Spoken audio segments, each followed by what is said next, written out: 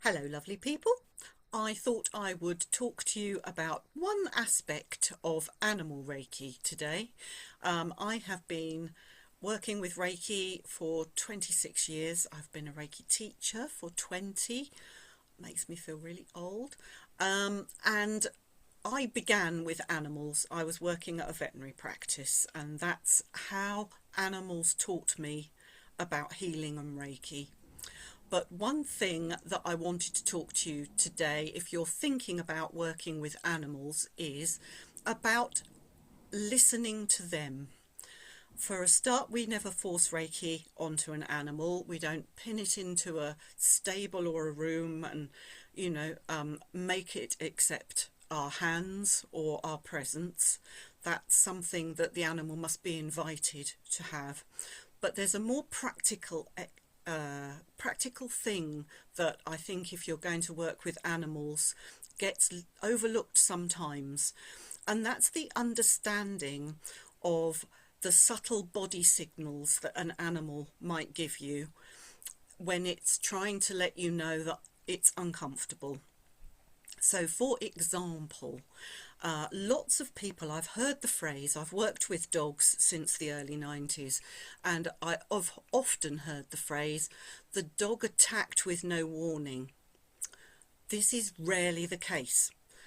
Dogs give off a huge amount of body signals. Most of their communication is non-verbal, and therefore they will give a huge amount of signals prior to having to growl or bark or bite.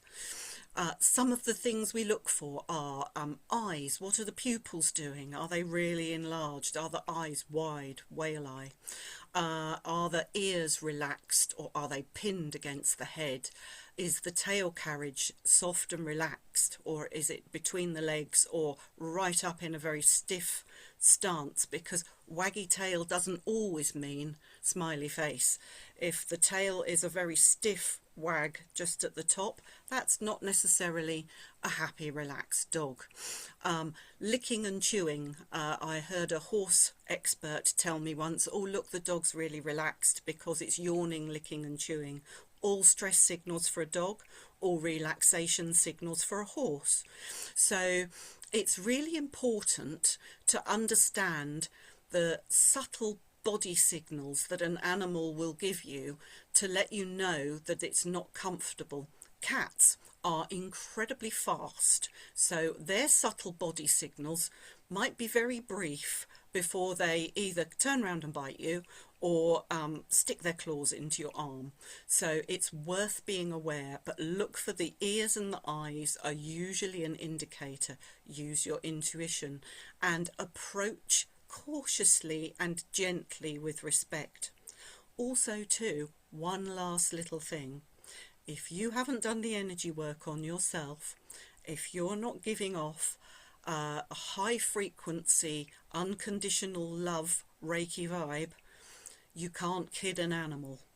They will feel it, they will know it and immediately back away from you. They feel energy much more acutely than human beings because most of them, occasionally some traumatized rescue animals don't fit into this category, but most of them will understand what energy feels like and understand when energy doesn't align with their own.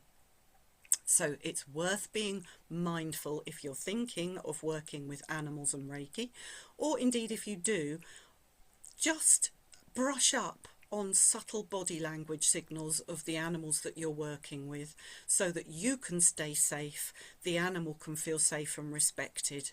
And if in doubt, stay away, stay hands off, sit in the middle of the field, stand outside the stable, do a remote treatment if necessary. Remote treatments can be very powerful. I will speak more on those another time.